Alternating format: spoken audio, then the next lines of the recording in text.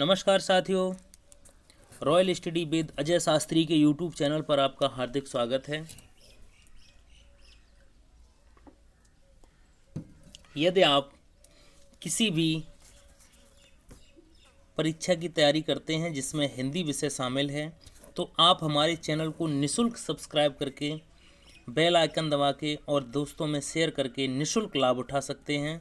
यहाँ हम हिंदी की बारीकियों को आपके सामने प्रस्तुत करते हैं जिससे आप पहले से अवगत होते भी हैं या नहीं भी होते हैं। तो आप मेरे चैनल को सब्सक्राइब कर लीजिए, दोस्तों में शेयर कीजिए। तो आज हम हिंदी व्याकरण के परिप्रेक्ष्य में शब्द विचार पर चर्चा करते हैं जिसमें रूढ़, यौगिक और योग रूढ़ शब्दों को देखते हैं। आज हमने ट्रिक के साथ कुछ चीज़ें ली हैं जिसमें हमने दावा किया है कि यदि आप वीडियो देखते हैं तो भूल नहीं पाएंगे। भूल के दिखाओ। आप मेरे वीडियो को ध्यान से सुनिएगा और देखिएगा भी।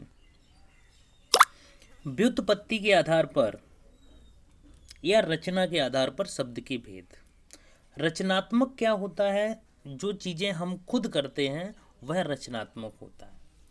जैसे हमारे गांव देहात में कहा जाता है क्या रच रहे हो, अर्थात खुद बना रहे हो, या तुम्हें रचना नहीं आता मतलब बनाना नहीं आता, तो ये हुआ रचनात्मक। तो जो शब्द बनाए गए हैं वो 3 प्रकार से बनाए गए हैं जिसमें एक शब्द है रूढ़। सबसे पहले हम रूढ़ की बात करते हैं। रूढ़ का मतलब होता है परंपरावादी। परंपरा जो सदियों से परंपरा चली आई है जिसे हम तोड़ नहीं सकते वह रूढ़ है। उसके बाद बात करते हैं हम यौगिक की। आपने विज्ञान में पढ़ा होगा कि 2 या 2 से अधिक पदार्थों के मेल से जो नया पदार्थ बनता है वह यौगिक कहलाता है। उसी प्रकार हिंदी में यौगिक शब्द की परिभाषा ये है कि 2 या 2 से अधिक शब्दों के मेल से जो नया शब्द बनता है वह यौगिक कहलाता है।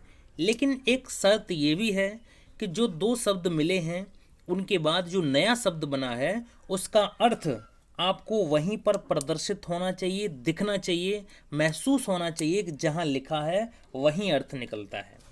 यदि उसका अर्थ कहीं दूसरी जगह निकलता है। अब बात करते हैं योग रूढ़ की। तो 2 या 2 से अधिक शब्दों के योग से जो नया शब्द बनता है लेकिन उसका अर्थ दूसरी जगह निकलता है, अर्थात दिल दिल्ली में और मन मुंबई में। 2 शब्द दिखेंगे आपको लेकिन उनका अर्थ तीसरी जगह निकलेगा जाके। अर्थात हम कह सकते हैं कि जो बहुब्रीहि समास के उदाहरण हैं वे सभी इसी में आएंगे, अर्थ दूसरी जगह निकलेगा।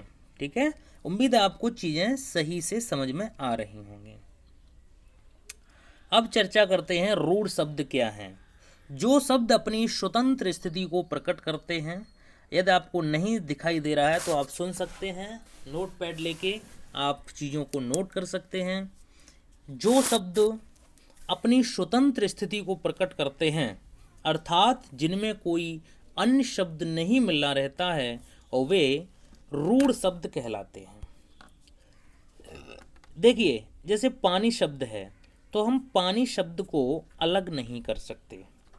अगर हम अलग कर भी दें, ज़बरदस्ती आपके दिमाग में आ जाए कि हमें अलग करना ही है तो कर दो, लेकिन पा और नी दोनों के अलग अलग शाब्दिक अर्थ निकलने चाहिए। अगर शाब्दिक अर्थ नहीं निकलते हैं तो आपका उत्तर गलत होगा। तो ये रूढ़ शब्द नहीं है। रूढ़ शब्द कब है? जब दोनों के अर्थ अलग अलग न निकलें तब रूढ़ शब्द होगा। अगर रूढ़ एक का भी अर्थ निकलता है दूसरे का नहीं निकलता है तो वो रूढ़ शब्द नहीं है।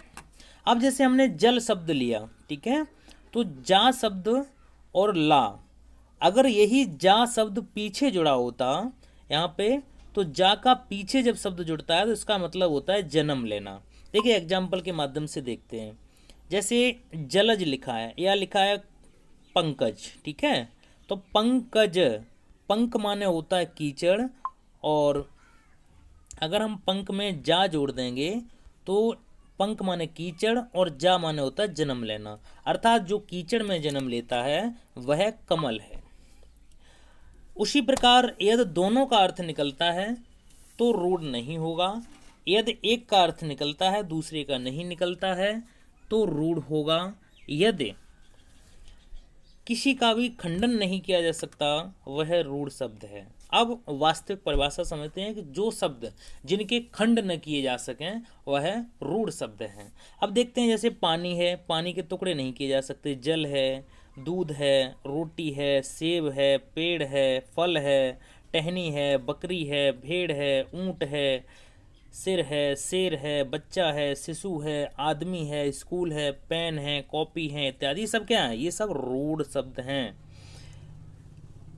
कुछ विद्वान व्यक्ति क्या हैं, बच्चे जो समझ लेते हैं कि यहाँ पे दो शब्द लिखे हो वहाँ पर रूढ़ होगा, लेकिन ऐसा नहीं है। आज हम आपको सारी भ्रांतियों को अलग करके बताते हैं कि आप कितना जानते हैं। आइए चर्चा करते हैं आगे। यौगिक शब्द क्या है? हमने बताया था जो दो शब्दों के मेल से बने हों वे यौगिक शब्द कहलाते हैं। संधि, समास, उपसर्ग, प्रत्यय इत्यादि की प्रक्रिया से बने हुए शब्द यौगिक कहलाते हैं। बिल्कुल सही परिभाषा है। अब इसे समझने का प्रयास करते हैं। अब जैसे यहाँ पे लिखा है कि सूर्योदय, तो सूर्योदय से तात्पर्य है सूर्य का उदय। अब देखो, सूर्य का भी अर्थ निकलता है, उदय का भी, लेकिन सूर्योदय का मतलब क्या है? आपको दिखाई देगा कि साफ सूर्य निकला है पूरब में, तो क्या है? सूर्योदय है। उसके बाद परोपकार, पर, उप और कार, ठीक है, इसमें दो उपसर्ग हैं, पर और उप। तो यहाँ पे क्या है? परोपकार का मतलब है कि किसी ने किसी के ऊपर उपकार किया है तो परोपकार हो गया, इसका अर्थ वहीं पर प्रकट हो रहा है। अब बात करते हैं प्रत्येक। प्रत्येक से तात्पर्य है प्रतिधन एक, अर्थात हर कोई, ठीक है। उसके बाद शारीरिक, शारीरिक में शरीर में एक प्रत्यय लगाने से शारीरिक बनता है। तो ये क्या है कि दिखाई देता है कि कहते हैं किसी को शारीरिक प्रॉब्लम, समस्या है या शारीरिक कोई सुखद है तो शरीर दिखाई देता है, तभी हम शारीरिक बोलते हैं।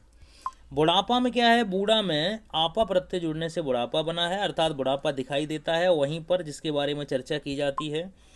चूँकि अलग अर्थ नहीं निकल रहा है, जहाँ पे हम बात करते हैं वहीं पे अर्थ निकलता है। हस्त, अब हस्तलिखित क्या है? जैसे मैं आपको अपने नोट से पढ़ा रहा हूँ, मेरा हस्तलिखित नोट्स है, तो हाथ का लिखा हुआ आपके सामने प्रत्यक्ष है, आपको कुछ भी सोचने की आवश्यकता नहीं है। मैं कहीं की बात नहीं कर रहा, सिर्फ जो आपकी स्क्रीन पर दिख रहा है उसी को पढ़ा रहा हूँ। दूध वाला, दूध वाला कब कहोगे आप? जब कोई दूधिया आपको दिखाई देगा कैन में लटकाए हुए, आप कह सकते हैं वो दूधिया है। उसका अर्थ कहीं दूसरी जगह नहीं निकलेगा। राजपुत्र का मतलब क्या है? राजा का पुत्र, अर्थात जो राजसीय वेशभूषा में होगा वो राजपुत्र कहलाएगा, राजा का पुत्र दिखाई देगा। देवासुर का मतलब क्या है? देव और असुर। यहाँ पे देव भी खड़े हैं, असुर भी खड़े हैं समुद्र मंथन में, तो आप कह सकते हैं देवासुर संग्राम, देव और असुरों में संग्राम हुआ। उम्मीद है आपको वीडियो पसंद आ रहा होगा। इसी प्रकार हम कोई भी काम कर सकते हैं, लिख सकते हैं यहाँ पे, जैसे एग्जाम्पल, जैसे सामाजिक है, ठीक है, तो सामाजिक क्या है? सामाजिक आपका यौगिक है, ठीक है। देवालय है, देवताओं का आलय, ठीक है। अब बात करते हैं योग रूढ़ की। जैसा मैंने बताया कि योग रूढ़ शब्द वे होते हैं जो दो या दो से अधिक शब्दों के मेल से बनते तो हैं, साथ ही उनका अर्थ दूसरी जगह निकलता है, वे आपके योग रूढ़ शब्द होते हैं। आप कह सकते हैं कि जो बहुब्री समास के उदाहरण हैं वे सभी क्या हैं? वे योग रूढ़ हैं। परिभाषा देखते हैं। ऐसे शब्द जो कम से कम दो शब्दों के योग से बने होते हैं परंतु वे दोनों मिलकर किसी विशेष अर्थ में रूढ़ हो जाते हैं, वे योग रूढ़ कहलाते हैं। बहुब्री समास का प्रत्येक उदाहरण योग रूढ़ शब्द कहा जाता है। जैसे लंबोदर, लंबोदर से तात्पर्य है कि लंबा है उदर जिसका, लंबा है उदर अर्थात पेट, तो लंबा है पेट जिसका। अब हम विचार करते हैं लंबोदर, हमारे दिमाग में आ जाता है कि लंबोदर कौन है? लंबोदर गणेश जी हैं, ठीक है। हम बात तो यहाँ कर रहे हैं लंबोदर की, लेकिन अर्थ कहाँ निकला जाके? गणेश जी पे। तो ये क्या है? योग रूढ़ है। जैसे बीड़ा पाण, ठीक है, बीड़ा पाण का मतलब है बीड़ा धारण किए हुए हैं जो माता, अर्थात कौन? सरस्वती। पाणी मतलब होता है हाथ में, बीड़ा मतलब बीड़ा बजाने वाला जिनके हाथ में है, तो वो ऐसी एक माता हैं जिन्हें हम सरस्वती के नाम से पुकारते हैं। त्रिनेत्र, त्रिनेत्र से तात्पर्य है तीन नेत्र किसके थे? शिव जी के थे। तो त्रिनेत्रम यश, अर्थात तीन हैं नेत्र जिसके, आंखें जिसकी, कौन? शिव जी। अब बात करते हैं चतुरानन, चत्वार आननम यश, अर्थात चार हों, आनन मतलब सर जिसके, तो चार सर किसके थे? ब्रह्मा जी के। तो हमें क्या मिला? ब्रह्मा। हमने बात की चतुरानन की और मिले कौन? हमें ब्रह्मा, अर्थात हमें यहाँ से दूसरा अर्थ प्रकट होता है, तो वह क्या है? योग रूढ़ है। अब कुछ एग्जाम्पल देखते हैं। जैसे लिखा है चतुर्भुज, तो चतुर्भुज से आशय है कि चार हैं भुजाएं जिसकी, ठीक है। चतुर्भुज, चत्वार भुजम यस्य सा, येन सा, अर्थात विष्णु जी। तिरंगा, अब तिरंगा का मतलब क्या है कि रंग और आ, अर्थात जिसमें तीन रंग हैं। अब हम बात करते हैं बहुब्री समास की।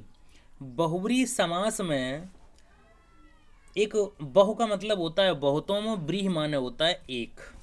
जो दुनिया में केवल एक चीज है वह बहुब्री समास का उदाहरण है। अब तिरंगा से तात्पर्य क्या है, तीन रंग से रंगा हुआ, और विशेष चीज क्या है कि वो हमारा राष्ट्र ध्वज है, ठीक है। यहाँ पे कंफ्यूज हो जाएंगे, कहेंगे तिरंगा में तो शाब्दिक समास होना चाहिए, इसमें नहीं आएगा, तो उन विद्वानों के लिए बता रहे हैं, थोड़ा अच्छे से अध्ययन करके पढ़ा करें। उसके बाद है चौमासा। कुछ विद्वान लोग यहाँ पर भी विचार करेंगे साहब चौमासा में चार आ गई तो दिगु में जाएगा, जो लोग रटे हुए बैठे हैं उनके लिए बता रहा हूँ। तो चौ का मतलब होता है चार, मास का मतलब होता है महीना, आ आपका प्रत्यय लगा है, अर्थात चार महीनों का समूह। चौमासा में क्या क्या आते हैं, आषाढ़, सावन, भादों, ठीक है। तो ये कुआर ये चार महीने आते हैं, ये वर्षा के जो महीने होते हैं ये चौमासे कहे जाते हैं। तो ये क्या है, योग रूढ़ है।